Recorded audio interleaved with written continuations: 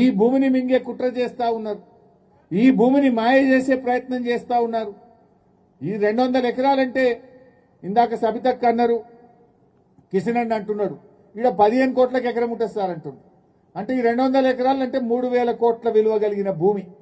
ఈ 3000 కోట్ల విలువ కలిగిన భూమిని టీజీఐఐసికి ఇచ్చి అక్కడి నుంచి తమ అనుయాయులకు కట్టబెట్టే ప్రయత్నం. మొన్ననే వచ్చిందట ఎవరో మద్రాసుకి వెళ్ళి బంటి చెప్తుండే, లీలా హోటల్లో చాలా లీలాలు జరిగినాయని చెప్తుండే. కేరళకి వెళ్ళి ఎక్కడి నుంచి ఎవరు వచ్చి భూమి చూసిపోయినట్టు ఆల్రెడీ. కేరళకి వెళ్ళి కొందరు వచ్చేసి ఇదంతా దిగిందట, చూసిందట, లీలా హోటల్లో దిగిందట, కొంతమంది మనోళ్ళు పోయి మాట్లాడిందట. సో అయితే మనోళ్ళంటే మన పార్టీ వాళ్ళు కాదు, ఇక్కడ ఉండే ఎమ్మెల్యే గారు, ఇక్కడ ఉండేటువంటి నాయకులు, కాంగ్రెస్ నాయకులు పోయి వాళ్ళతో మాటలు ముచ్చట్లయినాయట.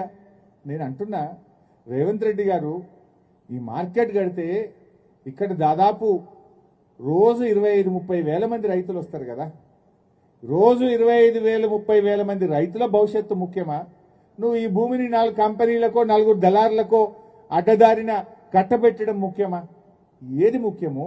ఒక ముఖ్యమంత్రి దళారుల కోసమో వ్యాపారుల కోసం పనిచేస్తాడా? లక్షలాది మంది రైతుల భవిష్యత్తు కోసం ఆలోచన చేయాలన్నా ముఖ్యమంత్రి? ఇప్పుడు నువ్వేం చేసినావు? ఈ భూమి టీజీఐసికి ఇస్తా, ఆన్నెన్నో గుట్టల పొన్న దిల్ భూములు ఉన్నాయి, ఆడ మీకు ఇస్తా అని అంటుండట. ఆ దిల్ భూముల సంగతి తెలియదా మనకు? ఆ దిల్ భూముల మీద ఆంధ్రప్రదేశ్ ప్రభుత్వం, ఈ దిల్లో మాకు కూడా వాటా ఉంది, ఈ దిల్ భూములు షెడ్యూల్ 9 కింద ఉంటాయి. దిల్ అంటే దక్కన్ ఇన్ఫ్రాస్ట్రక్చర్ లిమిటెడ్. ఇది ఏపీ హౌసింగ్ బోర్డులో ఒక సంస్థ. దిల్ ఏపీ హౌసింగ్ బోర్డులో భాగంగా ఈ దక్కన్ ఇన్ఫ్రాస్ట్రక్చర్ లిమిటెడ్ అనేటువంటిది కూడా ఒక ప్రభుత్వ కార్పొరేషన్. ఆ భూములు రాష్ట్రం విడిపోయినప్పుడు ఆంధ్రప్రదేశ్ ఏమంటుంది? ఈ ఏపీ హౌసింగ్ బోర్డు భూముల్లో, ఈ దిల్ భూముల్లో మాకు కూడా వాటా ఉంటది, జనాభా ప్రాతిపదికన ఈ భూముల్లో మా లెక్క మాకు రావాలి అని చెప్పి కేంద్ర ప్రభుత్వం దగ్గర ఫిర్యాదు చేసిండ్రు. మన తెలంగాణ హైకోర్టులో కూడా కేసు వేసి ఒక ఆర్డర్ తెచ్చిండ్రు.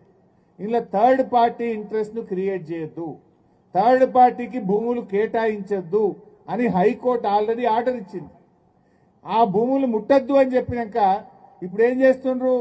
ఈ భూమి మొత్తం మేము ఎవరికో దళారులకు అప్పచెప్తాం, మీరు పోయి ఆ దిల్ భూములలో మార్కెట్ కట్టుకోండి అంటుండ్రు. అంటే ఆ భూమి వచ్చేది లేదు, మార్కెట్ కట్టేది లేదు. ఇది మాత్రం అమ్ముక దొక్కుతాం. ఇప్పుడు ఆ దిల్ భూములలో ఎంత పంచాయతీ ఉన్నది? ఆడెన్నో 200